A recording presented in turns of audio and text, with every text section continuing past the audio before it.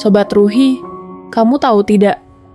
Kadang yang paling berat dari sebuah penantian bukanlah menunggu itu sendiri, tapi tidak tahu kapan semua akan terjawab. Kamu berdoa setiap malam, meminta seseorang yang bisa menjadi rumah, yang menenangkan saat dunia terasa bising, yang memeluk saat kamu rapuh tanpa banyak kata. Dan entah berapa lama kamu menunggu, hari berganti bulan berganti tahun, tapi doa itu masih kamu simpan di sudut hatimu yang paling lembut. Ada masanya kamu mulai bertanya pelan-pelan pada Tuhan, kenapa belum juga datang Tuhan? Apa aku tidak pantas? Apa aku terlalu banyak berharap? Tapi, tahukah kamu, terkadang penantian yang terasa paling panjang justru sedang menyiapkan sesuatu yang paling indah. Tuhan tidak pernah lupa. Dia hanya sedang menyiapkan waktumu dan menyiapkannya. Kamu pernah jatuh cinta dengan sangat tulus. Kamu pernah percaya seseorang adalah dia yang akan menemanimu selamanya. Tapi nyatanya tidak. Dia pergi, atau kamu yang harus melepaskan. Dan sejak itu, setiap doa tentang cinta terasa seperti luka yang terbuka lagi. Kamu ingin percaya cinta masih ada, tapi juga takut kecewa untuk kesekian kalinya. Maka kamu memilih diam, menutup diri perlahan, berpura-pura tidak peduli. Padahal, jauh di dalam hati, kamu masih menunggu seseorang yang akan datang, bukan untuk menyembuhkan, tapi untuk mengerti. Kamu tahu, Tuhan tidak pernah terburu-buru. Dia tidak menunda karena ingin menyiksamu. Dia hanya tahu, ada hal-hal yang tidak akan kamu pahami kalau dikabulkan terlalu cepat. Terkadang, kamu harus patah dulu agar tahu bagaimana rasanya disembuhkan. Kamu harus kehilangan dulu agar tahu bagaimana menghargai yang datang.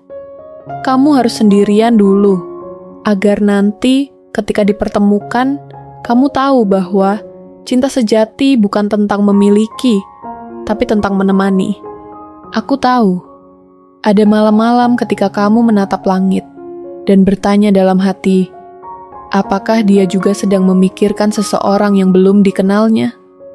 Dan lucunya, mungkin di tempat lain, ada seseorang yang juga menatap langit yang sama, dengan doa yang sama, meminta dipertemukan denganmu.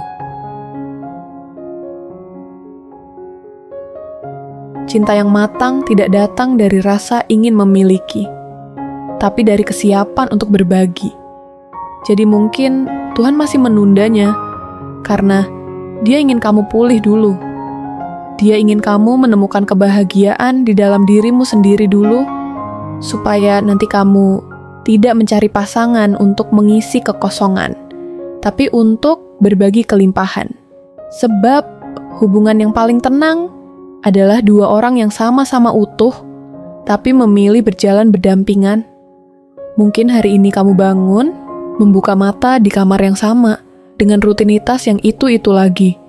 Bekerja, pulang, makan, tidur, dan di tengah kesibukan itu, ada rasa sepi yang tidak bisa dijelaskan.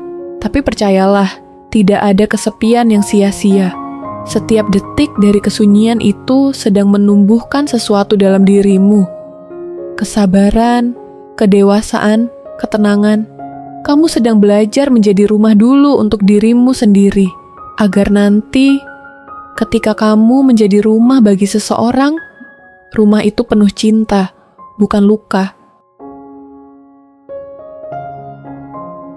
Untuk kamu yang entah di mana sekarang, aku hanya ingin bilang, aku sedang belajar bersabar. Bukan karena aku lemah, tapi karena aku percaya waktu Tuhan selalu punya makna. Aku tidak ingin tergesa lagi. Aku tidak ingin mencintai seseorang karena takut sendirian. Aku ingin mencintaimu dengan tenang, dengan penuh syukur, karena akhirnya Tuhan mempertemukan kita di saat yang tepat. Cinta yang datang dari Tuhan tidak pernah terburu-buru. Ia tidak menuntut, tidak menguasai, tidak memaksa. Ia datang seperti doa yang sudah lama menunggu jawaban.